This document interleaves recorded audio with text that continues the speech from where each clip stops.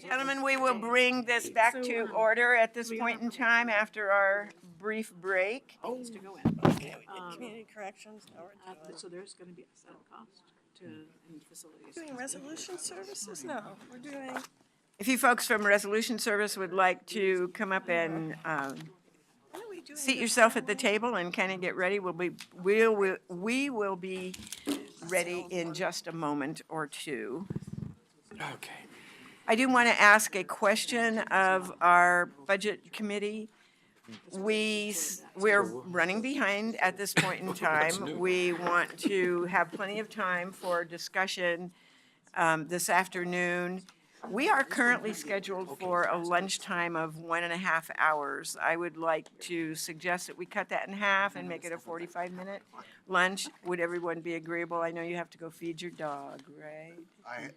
An hour is minimum, but you can go ahead and start. We could start without you. Yes. You'd be okay, or you could leave a few Wouldn't make any minutes early difference. and we would be okay. Chickens, cows, and dogs. Yeah. All right. We will plan on a 45-minute lunch then. Is that going to work for you? I think it'll be okay, but Yeah. we should see if we can just make it the time.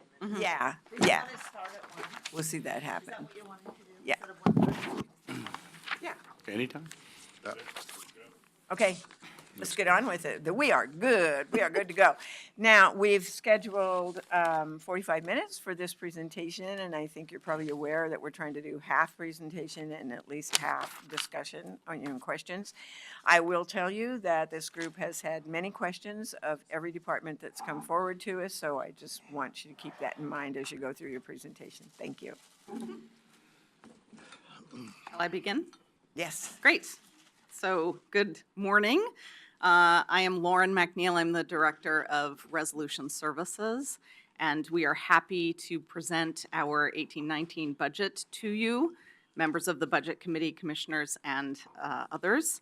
I have here with me Amy Herman, who is our Deputy Director, and Margaret Sanger, who is our Administrative Assistant. We all participated in the preparation of the budget, and hopefully with the three of us here, we can answer any questions that you might have. So we are presenting a maintenance level budget to you, and can you do that, Amy? Sure. Thanks.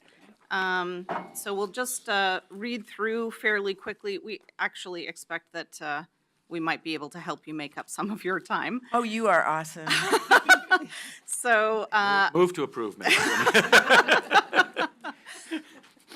So our mission in our department is to provide conflict resolution services, both to people, individuals, and to organizations or groups who are experiencing conflict, and those seeking other resources, that's generally training, such that they can resolve their differences peacefully, develop skills for the resolution of future conflicts, and in so doing, build safe, healthy relationships and communities. That is our mission. The rest of the material, I'm not going to read every single piece of the slide to you, but but in order to do that well, just to say that we do have a guiding vision and core values, and then to highlight some of the services that we offer so that you see the breadth of the things that we do. Some of them are listed above. We consider that what we do is in two program areas. One is conflict resolution. That is when folks present to us with a defined dispute, and our work with them is to resolve that dispute. We also, as I said in our mission, want that process has the opportunity for the participants to also learn some skills for the resolution of future disputes, but the primary purpose there is to help people resolve the dispute that they bring to us. Secondly, our second program area is what we call skill development, and in that program area, we offer trainings and other kinds of services geared toward helping people build the disputes. So generally, that's when there is not a defined dispute between the participants, but they wish for us to teach them something in the way of conflict resolution skills. So on the in the realm of conflict resolution, we do, and we're largely known for, our family law mediation. So that's a court-connected service when people are divorcing or have child custody or parenting time or child support or any of those issues, and we help the parties come to determinations and hopefully final settlement about all those issues so they can avoid court. We also have a small claims mediation program. So here in Clackamas, prior to getting in front of a judge, you must attempt to work through the matter with the use of our mediators. We also in the court-connected realm, we run the Oregon Foreclosure Avoidance Program for residential foreclosures, where the bank, prior to filing a foreclosure action, must send a notice to the participants about their opportunity to resolve, to have a sit-down meeting effectively to see if there is a way to resolve the problem in lieu of foreclosure. There are many options there. We also offer the Victim Offender Dialogue, which is a program where juveniles who have been adjudicated can sit down with a trained mediator in a restorative justice process and speak to the victims in a case, the people that they have harmed, and to come to some restitution plan about that harm, how to repair the harm. We also do a lot of workplace mediation, and that work has really been increasing both within and without the county. And that is sometimes just a two-person kind of thing, some kind of conflict between employees or a supervisor and employee. And sometimes it is whole divisions or departments where we are working with folks to resolve a particular matter. And then we have a whole realm of community mediation kinds of offerings. We offer landlord-tenant, neighbor-to-neighbor, boundary disputes, code enforcement issues, public policy kinds of matters, very broad undertakings. So that gives you a sense of the breadth of the work that we do and in helping people come to a peaceful resolution of their dispute. Commissioner Bernard, do you have a question at this point? Oh, this is, we Yeah. set them up ahead. Yeah. Okay. So then I know who to call Okay, on sure. once you finish your, So Yes. we're going to let you do your whole presentation and then they'll ask. Okay, sounds great. Yep. We are Thank you. mediators, so we're attentive to those nonverbal cues. Thank you. Yes. And then in skill development, we have the parent education class connected with for people who are parties to a domestic relations action. That's a mandatory class, and we offer that pretty much every week here. We offer both basic mediation training and advanced level mediation training in specific subject areas. We offer general conflict management training. We offer peer mediation and conflict resolution trainings to area schools. And we have a particularly productive and robust partnership with New Urban High School. And have won some awards in connection with that work. And what am I missing? Something else about CR training. Anyway, lots of different kinds of training. Oh, I know, our workplace training, which I highlighted in our materials. We developed a collaborative workplace training to help managers and supervisors originally learn how to use healthy conflict resolution skills in their work. And after we rolled that out, we then had other departments ask us to offer it for their employees as well, not just limited to managers and supervisors. So we hope that we are helping both Clackamas County as an organization and our entire community become a more peaceful and healthy place to be. So that's generally who we are, mission, core values, and services. Our departmental structure is pretty simple. We have an advisory committee, which is not an official recognized board or committee. It is advisory only, and it's been in existence since we started in 1976, and they are folks who really help us look at kind of policy direction and advise us on what we're doing.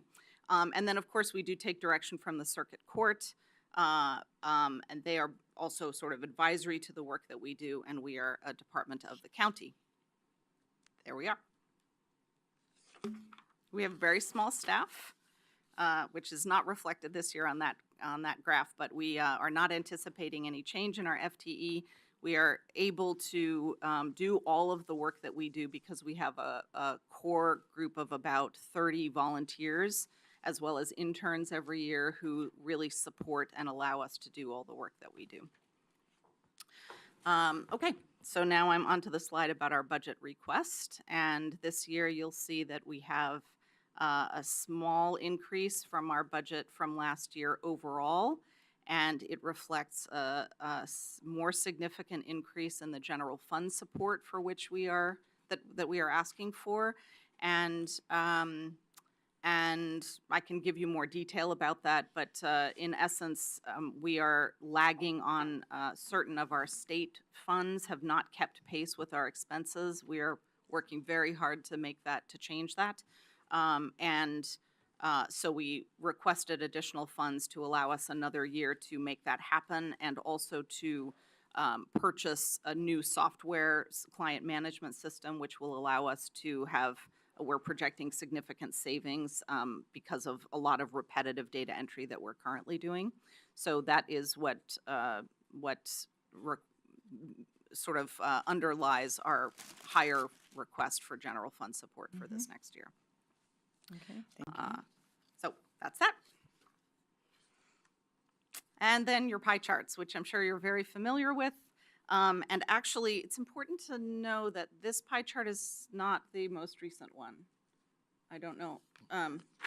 So I'll just explain it to you, and maybe we can circulate it. It's that in charge for services, so general fund support is still accurate. Charge for services and state revenues, we made a change in it because the money that is called the conciliation fund, which is a state allocation for our family law related services, it's a state fund, but it was showing up in charge for services, so we just reallocated that.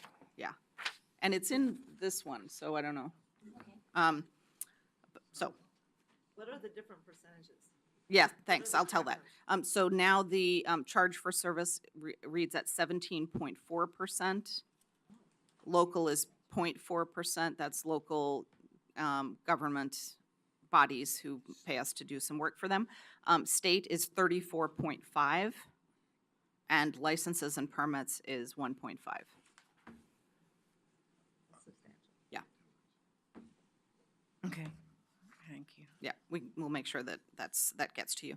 And then in the, how we spend our monies, the vast majority, as I think is true for many of us here in the county, is for personal services and cost allocations over which we don't have control, and then only 12% is our materials and services budget.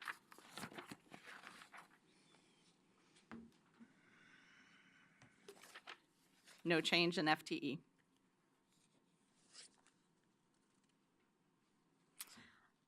Then we were asked to look at our programs and how we divide out the monies program by program. And as you see there, the vast majority is for the dispute resolution, and only 14% is for skill development. But that's an important part, and we hope as we increase that part of the pie, we will have less need and less requests for the resolution of actual disputes. But we'll still be here for that. Okay, here we go. Key performance measures, what you get for the money that you give us. So we actually measure many things. These are the ones that we included as part of our strategic planning process in order to help you and the public understand how what the result is of the monies that you're spending. So the first one is domestic relations cases in which parties reach mutual agreement on the issues between them. And we've generally hovered around 75 to 80% historically. You can see the historic numbers there. We are estimating a lower number this year, about 65%, and then projecting that back up to 75%. And so in anticipation that you might have questions about that, here's the answer. In February of this past year, Clackamas County became a mandatory jurisdiction for family law mediation. So prior to that, it was optional for parties to participate in mediation, and after February, it is now mandatory. They must it's not always, it doesn't have to be mediation with us, but they must attempt some kind of alternative dispute resolution prior to a trial. And that's because the court and the state, frankly, really want people to resolve their differences peacefully and without the need for court intervention, if possible. So what that meant is that we had more people and different kinds of people coming through our door with different and sometimes more complex case issues. And we right away felt the impact of that. In order to address that, we I think I didn't say this very clearly, February of last year, not February 2018, February of 2017. So in November of 2017, we implemented a separate mediation orientation, and we run that every week, and it's free. And parties, when they get their court notice, are given the information about the mediation orientation, which is obligatory. And in that service, we walk them through how to be ready to participate in mediation. What are the things that they ought to, like documents and information they ought to have gathered. We talk to them about the options for different ways to come to resolution, so that we are trying to hone and make sure that when people present for mediation, they are really ready to do so. And that's why we anticipate that although we had a drop this year, we anticipate it will increase again in the next year. Maybe none of you had that question, but there you get an explanation. It's good to answer questions before they get asked. Very Thank good. you. Okay, I'll do my best. And then our parent education class, the measure here is that the participants say that the information they learned in class will influence the decisions they make regarding their children. And we think that's very important. It is, we generally estimate this low, and we are estimating 90% of the participants say that what they learned in the class will influence their decisions, and we project the same for next year. So that's a highly popular class where folks at the outset of the class are grumbling because it's mandatory and they don't like that, and by the end of the class, they are saying highly complimentary things, and things like, I wish I'd taken this class, before I had kids, things like that. And then case. Before I got married. And people say that too. And then for our community mediation cases broadly, we're reporting agreement rate, and we are estimating a bump in our agreement rate this year to 80%, and so we're projecting the same for next year. Those are our select outcomes that we're offering to you. Thank you. Oh, next one. Okay, let's see. So these are some sort of new services that we've offered. I talked about mandatory mediation and the family law mediation orientation and the collaborative work group training, and we continue to get requests for that in an ongoing way. So we expect that we will hopefully one day roll it out to all county. And then some staffing changes. We had two folks whose positions we reclassified to call them mediators. So we basically changed the swath of the bulk of folks that we have to call them mediators so that we could use them for many different kinds of mediation according to what their background and skills were, rather than being limited to only certain kinds of mediation. And then we also, in the last year, created a deputy director position so that we could also, this was in large part due to the work that we did through the MFR process to kind of streamline what our duties were and make our work more efficient. And then the other thing is that we have gone through a very long process this past year of looking at software that will really help us do our work much better. And the key pieces that we developed our own software with the use of technology services here in the county in 2002. And it's been a great database that gives us a lot of information, but it is a little creaky at this point. It doesn't meet all of our needs, therefore we're doing duplicate data entry, and it's not web accessible, and it doesn't have a client portal. So when we looked at software. We're really looking for something that the public can interact with us very easily. Go right to our website, sign on, create an account, book appointments, fill out intake forms, pay their bill, really up the efficiency and accessibility. So we went through a long process that Margaret really led over the last year, and there's a lot out there, and we selected what we think is a great package for us. So those are the big kind of issues over the past year. And then this is just emerging issues. Data management system is here. We are really looking at the sort of short and medium and long-term shifts to our revenue model. And again, I imagine you might ask some questions about this. I'll give you kind of the highlights, and then you can follow up as you wish. We have historically been funded by various state revenues, and those revenues, one is from the Oregon Office of Community Dispute Resolution, which funds community mediation. One is the allocation from the state fund that about which I spoke for family law-related matters. And in that latter one in particular, we've been at effectively the same allocation for about 10 years now. We will be working on a 10-year flat number, and obviously our expenses have increased.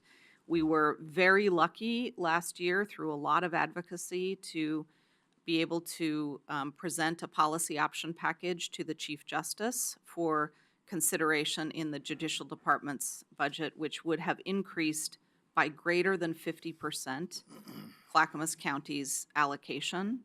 And the chief made it one of his top 3 priorities at last legislative session, big session, and it was not funded. We have been asked to present this policy option package once again in this next year, which I learned only a couple of weeks ago, and we're very grateful that we've been asked. That's a very good sign. We still have no guarantees that it will be funded. And so this is a long way to say that part of what we hope to do with our new software package as well is to be able to determine how is the money that we're getting for any given service. This speaks a little bit, Commissioner Savas, to a sort of side of what you were the question you were raising in the last presentation. How do we make sure that the money we're getting is actually paying for that service? And if it's not, then how else are we going to pay for that or not do that and do something different? And so we have really upped over the last several years. You'll see it in my budget narrative over the last several years, our fee-for-service offerings to say to folks, you may not be funded by a particular other source, but if you want our dispute resolution or training, you can pay us for that. And we expect that as those other revenues are declining, we will continue to get more fee-for-service work and hopefully balance that out. So that's bullet point number 1. In connection with that issue, we are. Oh, am I running out of time? Yes. Okay, thank you. In connection with that, I thought I'd be so efficient. We did request and had approved a base service rate for our mediation and conciliation services from $100 to $125 an hour, which the county commissioners graciously offered us. And that's it, I think. And one last thing, very quickly, because I always like to give you a little something that from our clients. And so this is a note to one of our mediators. And this is what she said. It's a family law case. She says, I was so happy to see that you were the mediator for us today. A few years back, you were the mediator for my son. You assisted him so much in communicating with his dad, who then chose to move out of state with his new wife and child. My son is now 20 and still remembers how you made him feel heard and respected. You are awesome at what you do. Nice. Yeah. All right. Thank you very So, much. questions? We have questions and/or comments Yes. from, beginning with Commissioner Bernard, then Commissioner Humberston, and Mr. Magdalene. Well, first, you guys do a great job. I mean, over the last year, you've helped us in a number of areas. And I think and I assume that you bill us for that, right? Yes, we do. And the general manager nods his head. And, you know, I think that the state cuts, I had one question, family mediation, who sets the price on that? Well, the state fund, the allocation statewide is 7.4 million, and that amount was determined by the legislature, I think 8 years ago. And then that's divided. Well, And you there didn't is get it. no formula. It was divided based on historic revenues and allocations prior to the change in the funding mechanism. And what portion of money did you get from that? How's that? Just a little over $500,000. Okay. All right. A year. My sister years ago went through a divorce and went through us, and she was so impressed. I think that for her, it made a big difference. Right. But I just wanted to make sure that you guys were being paid by the county, because we're using you more and more. And to your left, she's great. Amy? Amy is great. I knew that. I just she does a great job, and I'm sure that we're going to probably use up at the C4 retreat. If I don't know if that's true or not. Anyway, if come to us and ask for more money, because you're worth the investment. Thank you very much, Commissioner. Commissioner Humberston. Thank you, Madam Chair. First, make sure you make us aware if there's any legislative opportunity for funding that might need our testimony, either if they're going to cut it and we need to fight it, or if they're going to increase it and we need to support it, so that we can be aggressive about going after it. We want to support what you do, because as Commissioner Bernard said, you do great work. Two questions. One is, do you have a sense of why there is an increase in the workplace conflicts that you've needed to deal with, especially here in Clackamas County? Yeah, I think thank you very much for your comments, and we always appreciate the support from the commission, and we are in conversation with PGA regularly about that. I would say that it's less likely that there's an increase in workplace conflict, and more that our work is becoming more visible to other parts of the county and people are asking us for help. Okay. And we're glad for that. Do you get a sense that there's a generational differentiation of expectations that causes any of this? I think there are many contributors to workplace conflict, and certainly changes in how different generations consider the role of work is one of many factors. That was polite. Now I see why you do mediation. My last question is in one of your points, you indicate that parents were very pleased and were using some of the techniques they learned through your services in dealing with conflict with their children and one another. Do you have a sense of how long that lasts? There tends to be oftentimes in those kinds of counseling circumstances where there's a fade out of efficacy, and I was wondering if you have tracked that at all.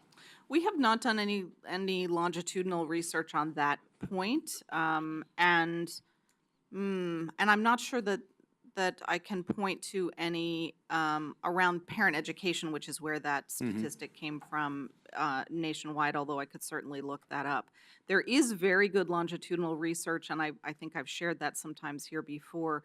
There's a lovely 12-year study out of the University of Virginia, Bob Emery, who looked at the difference between parties who mediated their parenting plan and parties who either had a judge or had attorneys negotiate a parenting plan for them. At the 12-year mark, the parents each rated one another more highly as parents when they had gone through mediation as opposed to either of the other two methods. So there's something about the process of sitting across from someone with whom you might be in great dispute and in a facilitated way talking about how you want to parent over the long term that does have, we would say, a protective factor for kids.